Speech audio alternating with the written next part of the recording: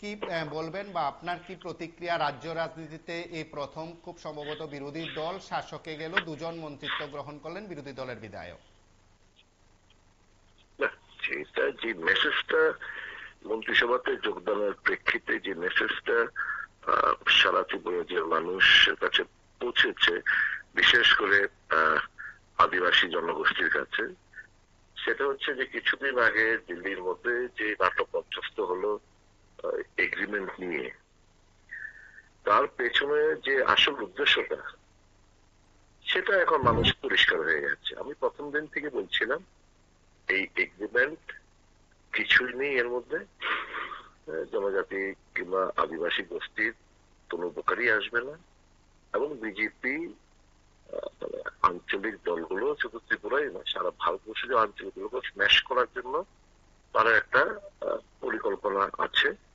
তো সেই প্রেক্ষিতে ত্রিপুরা মথাকে স্ম্যাশ করতে চাইছে, কারণ এগ্রিমেন্টটা যেটা একটা এনজিওর সাথে হয়েছে এবং ওরফে ত্রিপুরা মথা লেগেছে। NGO is not popularly known as Tripura মথা।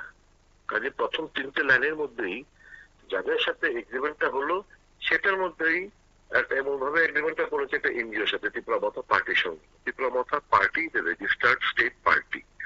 তাহলে তাহলে যেরকম আইপিএফটির সঙ্গে এগ্রিমেন্ট হয়েছিল, তাহলে ত্রিপুরা মথা পার্টি যেহেতু রেজিস্টার্ড পার্টি, তাদের সঙ্গে এগ্রিমেন্টটা যেতে পারতো।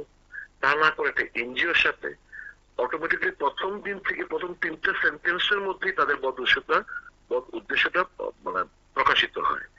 যাই হোক, তার পেছনে আসল রিজন গুলো এখন মানুষ বুঝতে পারছে যে ভারতীয় জনতা পার্টি, প্রদ্যোৎ কিশোর মানিক্যর, আমি বলবো সহজ সরলতাকে পুঁজি করে যেরকম ভাবে আইপিএফ থেকে শেষ করেছে, এরকম ভাবে ত্রিপুরা মথাকে শেষ করার জন্য তারা একটা গভীর ষড়যন্ত্রে লিপ্ত হয়েছেন।